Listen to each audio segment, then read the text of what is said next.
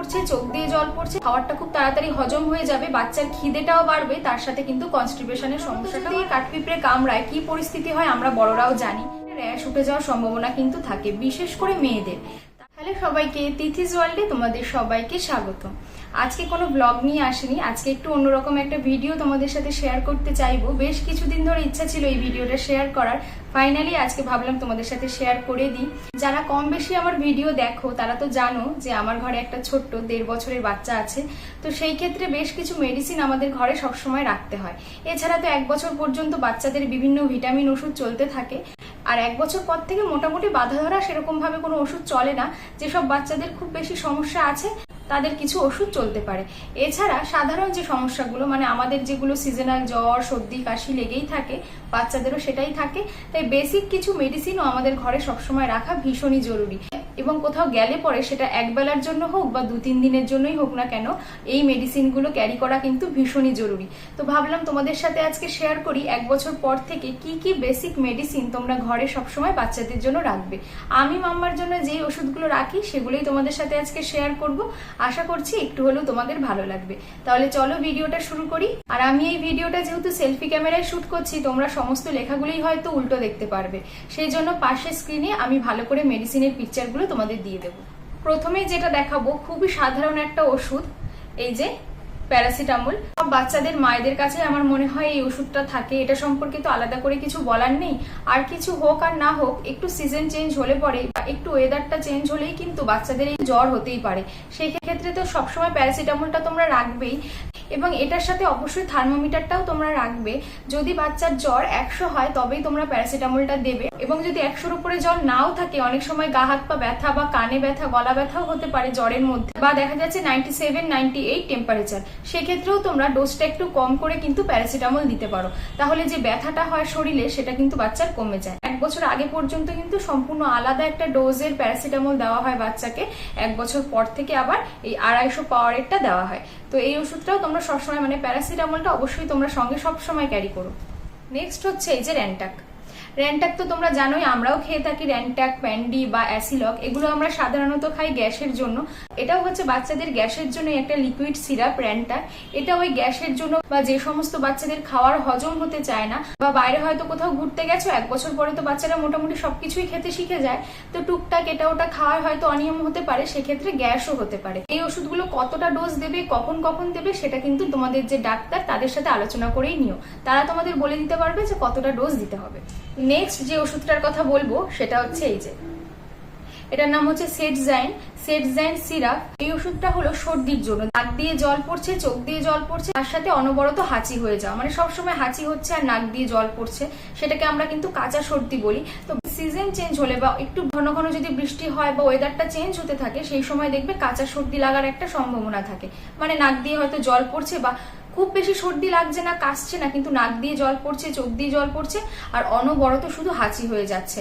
সেই ক্ষেত্রে এই ওষুধটা আমি বলবো বেস্ট। 1 বছর হতেই যখন আমরা পুরীতে গেছিলাম, সেখান থেকে আসার পরে তো ওর প্রচন্ড শরীর খারাপ হয়েছিল, তখনই বিশেষ করে এই সমস্ত ওষুধগুলোর অভিজ্ঞতা আমার হয়েছে। তারপর থেকে সবসময় আমি এগুলো সঙ্গে রাখি। নেক্সট হচ্ছে একটা ড্রপারে ওষুধটা দেখতে পাচ্ছ, কিন্তু এটার বড় শিশি পাওয়া যায়। যেহেতু এটা আমার খুব একটা বেশি লাগে না, তাই আমি কিনিনি। অনেকদিন আগে এটা কেনা ছিল, বাট এটা এখনো শেষও হয়নি। এটাও খুব ভালো একটা ওষুধ যেটা তোমরা রাখতে পারো। এটার নাম হচ্ছে নিউপিপটাইন। এটা একটা হজমের ওষুধ। অনেক বাচ্চারই আছে 1 বছর পর থেকে যখন খাওয়া দাওয়া নতুন করে শুরু করে, মানে সলিড শুরু করে, তখনই দেখা যায় অনেক রকম হজমের সমস্যা হচ্ছে, কনস্টিপেশনের সমস্যা হচ্ছে।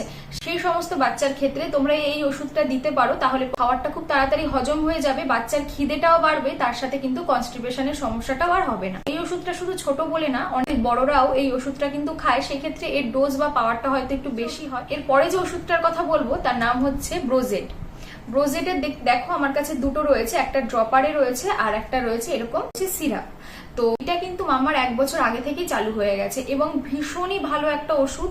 এটা মেইনলি হচ্ছে সর্দির জন্য। যখন বুকে প্রচন্ড পরিমাণে কফ বসে যায়, প্রচন্ড পরিমাণে কাশি হওয়া, গলা ব্যথা হওয়া, শ্বাস নিতে গেলে একটা সাই সাই শব্দ শোনা যায়, তার সাথে কম বেশি শ্বাসকষ্টও যখন হয়, এরকম একটা সিচুয়েশন যখন বাচ্চার উপর দিয়ে যায়, তখন অনেক ওষুধ তো ডাক্তাররা দিয়েই থাকে। তার সাথে আমি দেখলাম যে এই ওষুধটা সত্যি একটা ম্যাজিকের মতন কাজ করেছে। মানে এটা দেওয়ার সাথে সাথে কাশি তো বন্ধ হয়েই যাচ্ছে, এবং প্রচন্ড পরিমাণে কিন্তু কফও বেরিয়ে আসছে। তাই এই ওষুধটাও বলবো ভীষণই ভালো একটা ওষুধ। এরপরে যে ওষুধটা বলবো ভীষণই কমন একটা প্রবলেম বাচ্চাদের, সেটা হচ্ছে পেটে ব্যথার জন্য। এই যে এই ওষুধটার নাম হচ্ছে ডিকোলিক। এটা শুধুমাত্র পেটে ব্যথার জন্যই ব্যবহার করা হয়। 1 বছর আগে পর্যন্ত তো বাচ্চারা সেইভাবে বোঝাতে পারে না যে পেটে ব্যথা করছে। সেই ক্ষেত্রে ডাক্তাররা বলে হাত কচলাচ্ছে, কান কচলাচ্ছে এবং তার সাথে যদি পা প্রচন্ড ছুটতে থাকে তাহলে বুঝতে হবে যে পেটে ব্যথা করছে।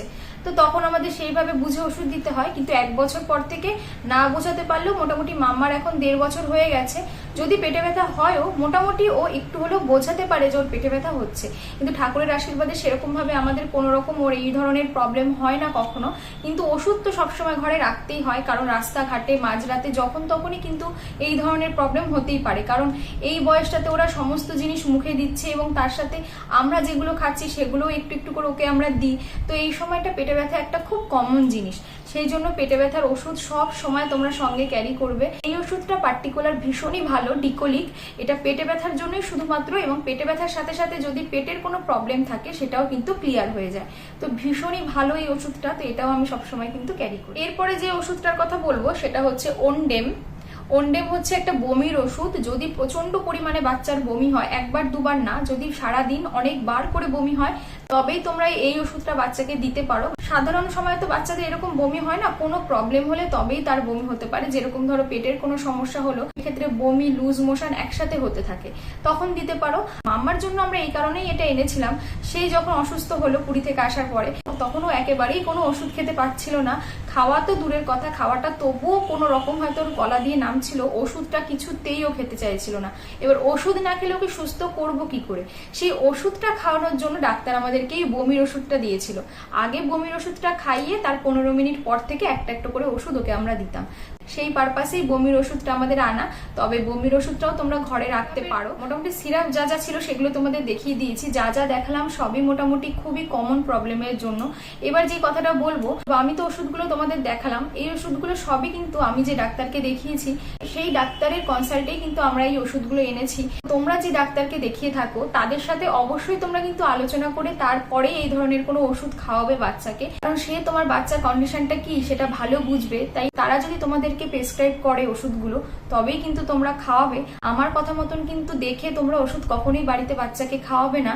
আর আমরা এই ওষুধগুলো এই কারণেই রেখেছি, 1 বছর পর থেকে ও বহুবার অসুস্থ হয়েছে, শরীর খারাপ, জ্বর, সর্দি, কাশি এই পুরো শীতটাতেই লেগেছিল।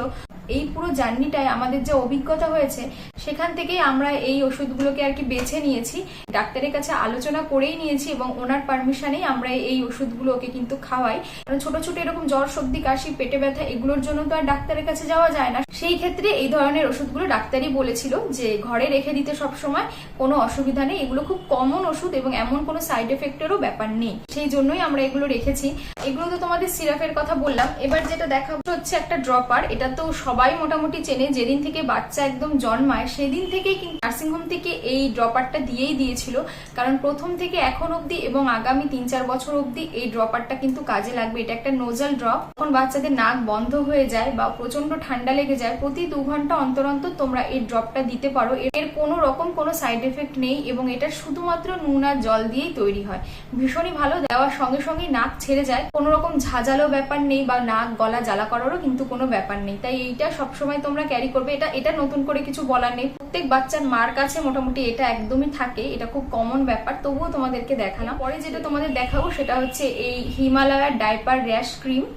তো মাম্মাকে আমরা খুব বেশি ডাইপার না পরালেও যখন কোথাও ঘুরতে যাই বা বাইরে যাই তখন তোকে ডাইপার পরানো হয়, এবং অনেকটা সময় যদি ডাইপারটা পরানো থাকে, মানে হয়তো চেঞ্জ করছি কিন্তু সারাদিনই মোটামুটি ডাইপারের উপরেই ও রয়েছে, সেই ক্ষেত্রে একটা র্যাশ উঠে যাওয়ার সম্ভাবনা কিন্তু থাকে, বিশেষ করে মেয়েদের। তার জন্য এই র্যাশ ক্রিমটা আমার কাছে বেশ ভালো লেগেছে। আমি যদিও অন্য কোনো রকম র্যাশ ক্রিম ইউজ করিনি, অন্য কোনো কোম্পানির আর কি, হিমালয়াটা ইউজ করে কিন্তু আমার ভালো লেগেছে। কারণ ও র্যাশ হওয়ার পরেও যখন আমি সেই জায়গায় এই র্যাশ ক্রিমটা অ্যাপ্লাই করেছি, র্যাশটা কিন্তু কমে গেছে। সেক্ষেত্রে এটা একটা মেডিসিনের মতনই কাজ করেছে। তো ভীষণই ভালো। তোমরা অবশ্যই যারা ডাইপার ইউজ করো বাচ্চাকে, সঙ্গে একটা করে ডাইপার ক্রিম রেখো। এটা দামেও ভীষণ কম, বা যে কোনো মেডিকেল শপেই তোমরা পেয়ে যাবে এটা। সেই জন্য আমি বলবো যে হিমালয়ের এই ডাইপার ক্রিমটা তোমরা রাখতে পারো। যখন সারাদিন বাচ্চাকে ডাইপার পরাতে হবে তখন আগে এই ডাইপার ক্রিমটা অ্যাপ্লাই করে তারপরে তোমরা ডাইপার পরালে দেখবে আর কোনো প্রবলেম হচ্ছে না। এরপরে যেটা দেখাবো এই যে আর্নিকা জেল। আর্নিকা তো সমস্ত বাচ্চার মায়েদের কাছেই থাকে, এটা নিয়ে নতুন করে আর কিছু বলার নেই। শুধু বাচ্চা না, বড়দেরও এই আর্নিকাটা অনেক কাজে লেগে যায়। তো যেটার জন্য দেখানো, পড়ে গেলে কালশিটে পড়ে গেল বা ফুলে গেল সেই জায়গায় তো তোমরা আর্নিকা জেল দিয়েই থাকো, কিন্তু আমার এটা জানা ছিল না যে কাঠপিঁপড়ে কামড়ালে পরেও আমি এই আর্নিকা জেলটা দিলে পরে ব্যথাটা কমে যায়। কারণ কাঠপিঁপড়ে কামড়ানোর সাথে সাথে তো প্রচন্ড ব্যথা হয়। তো লাস্ট টাইম আমি যখন বাড়িতে গেছি তো ওর পায়ের মধ্যে একটা কাঠপিঁপড়ে কামড়েছিল, তো যথারীতিও প্রচন্ড চিৎকার শুরু করে ব্যথায়। তো আমার বৌদি সঙ্গে সঙ্গে এই আর্নিকা জেল ওকে দিয়ে দিয়েছিল, আর ও দেখলাম কান্না করছিল। কান্না করলেও ওর ব্যথাটা কিন্তু সঙ্গে সঙ্গে কমে গেছে, যার জন্য খুব বেশিক্ষণ আর ও কান্নাকাটি করছিল না। কিন্তু সাধারণত যদি কাঠপিঁপড়ে কামড়ায় কি পরিস্থিতি হয় আমরা বড়রাও জানি। তো তখন আমি এটা প্রথম শুনলাম, আর যখন আমি দোকানে এটা আনতে গেলাম, আমি একটা হোমিওপ্যাথি দোকান থেকেই এটা এনেছি। তো ডাক্তারকে আমি জিজ্ঞাসা করাতে উনি বললো যে হ্যাঁ, কাঠপিঁপড়ে কামড়ালেও নাকি আর্নিকা দেওয়া যায়। তো খুবই ভালো হয়েছে, কারণ আমাদের বাড়িতে একটা শিউলি ফুল গাছ রয়েছে। শিউলি গাছ মানেই হচ্ছে শুয়োপোকা থাকবে আর তার সাথে থাকবে কাঠপিঁপড়ে। তো সেই জন্য কম বেশি আমাদের বাড়িতে কাঠপিঁপড়ে থাকেই। তো মাম্মাকে এর মধ্যেও আরো একবার এরকম হয়েছে, পায়ের মধ্যে কামড়ে দিয়েছে, কারণ ও তো খালি পায়ে ছুটতে থাকে। তো তখনও আমি ওকে এই আর্নিকা জেলটা দিয়ে দিই, আর অনেকটাই কিন্তু রিলিফ পেয়েছে। এই জন্যই তোমাদের দেখানো যে কালশিটে পড়ে যাওয়া ব্যথা জায়গা ছাড়াও এরকম পিঁপড়ে কামড়ালো বা কোনো বিষাক্ত কোনো পোকা কামড়ালো, সেই ক্ষেত্রে সঙ্গে সঙ্গে এটা দিতে পারো, তারপরে বাকি ট্রিটমেন্ট তোমরা করতে পারো। তার সাথে আমি এটাও নিয়ে নিয়েছি, এটা হচ্ছে আর্নিকা ড্রপ। ডাক্তারই দিয়ে দিয়েছে, বলেছে ব্যথা হলে পরে তো জেলটা লাগাবেই, তার সাথে যদি 5 ফোঁটা করে এই ড্রপটা দিয়ে দিই তাহলে পরে ভেতর থেকে যে ব্যথাটা সেটাও কিন্তু কমে যাবে। তো সেই জন্য আমি দুটোই রেখেছি। একটা ক্রিম যেটা দেখাবো, এই যে ক্যান্ডিড ক্রিম। তো ক্যান্ডিডের তো পাউডারও পাওয়া যায়, পাউডারটাও কিন্তু ভীষণ ভালো। মানে একটু যে র্যাশ বা ঘামাচি হয় বাচ্চাদের, সেই ক্ষেত্রে তো আমরা ক্যান্ডিড পাউডার ইউজ করি, তোমরা জানো, কারণ নার্সিংহোম থেকেই মোটামুটি দিয়ে দেয়। তার সাথে এইটা হচ্ছে সেই ক্যান্ডিডেরই ক্রিম, এটাও ওই সেম পারপাসে ইউজ হয়। মানে র্যাশ হলো বা কোথাও ধরো এরকম দাদের মতন হালকা লাল স্পট হয়ে গেল, সেই ক্ষেত্রে কিন্তু এই ওষুধটা মোটামুটি কাজ করে। মাম্মাকে প্রথম থেকে এই ক্যান্ডিড পাউডারই ইউজ করাই, ভীষণ ভালো এটা কিন্তু ছোট ছোট র্যাশ বা ঘামাচির ক্ষেত্রে একটু হলেও কাজে দেয়। তার সাথে যেটা বলবো যে বাচ্চাদের কিন্তু খুব বেশি পাউডার তোমরা ইউজ করাবে না। অনেককেই দেখা যায় যে গরমকালে বাচ্চাকে একদম সাদা করে দেয় পাউডার দিয়ে, সেটা কিন্তু একদমই ঠিক না। কি হয়, আমাদের যে লোমকূপগুলো সেগুলো তো খুবই ছোট ছোট, তো পাউডার দেওয়া থাকলে পরে ঘামটা তখন বেরোতে পারে না। তো ঘাম বসে গিয়ে সেক্ষেত্রে কিন্তু তাদের ঠান্ডার একটা ধাঁচ এসে যায়, ঘন ঘন, সেই জন্য ঠান্ডা বা সর্দি লাগার একটা চান্স থাকে। তো সেই ক্ষেত্রে বলবো যে গরমকালে তোমরা খুব বেশি পাউডার বাচ্চাকে না দিয়ে স্নান করিয়ে হয়তো একটু দিলে, তারপরে হয়তো কোথাও যাচ্ছ সেই ক্ষেত্রে দিতে পারো। খুব বেশি দেওয়ার দরকার নেই। গরমের দিকে একটু হালকা পাতলা নরম টাইপের জামা পরাবে, তাহলেই বাচ্চারা কিন্তু অনেক আরামে থাকতে পারবে। আরো একটা জিনিসের কথা অবশ্যই বলবো যে বাচ্চাদের জন্য এক ধরনের ওয়ারেস আছে, দেখ অরেঞ্জ কালারের একদম ছোট সাইজের পাউচ পাওয়া যায়, আমি স্ক্রিনে ছবিটা দিয়ে দেবো। ওই ওয়ারেসটা বাচ্চাদের জন্য ভীষণই ভালো। কোনো গরমের জায়গায় হয়তো ঘুরতে গেছো বা প্রচন্ড যখন টেম্পারেচার বেড়ে যায়, ভীষণ গরম থাকে, বাচ্চারা তো সবসময় জল খেতে পারে না আমাদের মতন, সেই ক্ষেত্রে তোমরা ওআরএস এর প্যাকেটটা যদি তোমরা ওদের ফিডিং বোতলের মধ্যে ভরে দিয়ে দাও, মাঝে সেই জলটা খাওয়াতে থাকো, সেক্ষেত্রে তো অনেকটা উপকার আছেই। তার সাথে নর্মাল যে পারপাসে আমরা ওআরএস খেয়ে থাকি, মানে প্রচন্ড পরিমাণে লুজ মোশন হচ্ছে, বমি হচ্ছে, সেই ক্ষেত্রে তো অবশ্যই তোমরা ওই ওআরএসটা ইউজ করতে পারো, ভীষণ ভালো। এই মুহূর্তে আমার কাছে নেই তাই তোমাদের দেখাতে পারলাম না, বাট ছবিটা কিন্তু আমি দিয়ে দিলাম। তো মোটামুটি এই ছিল আমার সমস্ত ওষুধের কালেকশন, মানে মাম্মার সমস্ত ওষুধের কালেকশন। আর আরো একটা কথা শেষে যেটা বলবো, ছোট থেকে বড় হতে হতে বাচ্চাদের প্রথম দিকে অনেক রকম সমস্যা হতে থাকে। সব রকম ওয়েদার, সব রকম পরিবেশের সাথে মানিয়ে নিতে গেলে ওদের ওপর দিয়ে অনেকটাই ঝড়ঝাপটা যায়। সেই ক্ষেত্রে প্রথম থেকে ভয় না পেয়ে এই বাড়িতেও আমরা অনেক রকম ট্রিটমেন্ট করি, যেরকম অল্প সর্দি হলে পরে একটু বুকে পিঠে তেল দেওয়া বা রসুন তেল দিয়ে ভালো করে হাতে পায়ে রাতের দিকে একটু মাসাজ করে তারপরে ঘুম পাড়ানো, এই সমস্ত জিনিসগুলো তো আমরা করতেই থাকি।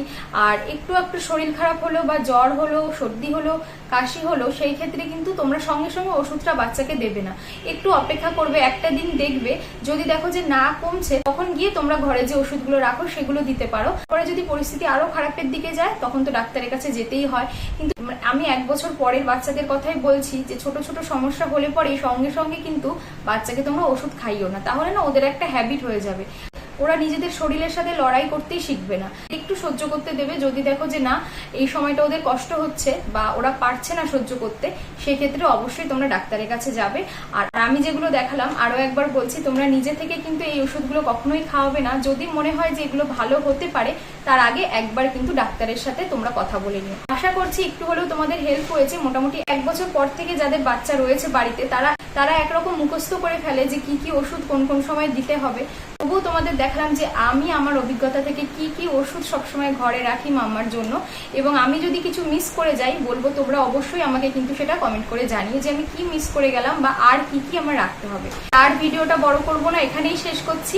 যদি ভিডিওটা ভালো লেগে থাকে একটা লাইক করে দিও, আর আমার চ্যানেলের ভিডিওগুলো যদি তোমাদের ভালো লাগে আমার চ্যানেলটাকেও সাবস্ক্রাইব করতে পারো। তাহলে চলো আজকের মতন টাটা, আবার পরের ভিডিওতে দেখা হচ্ছে। সবাই ভালো থেকো, সুস্থ থেকো। Thank you.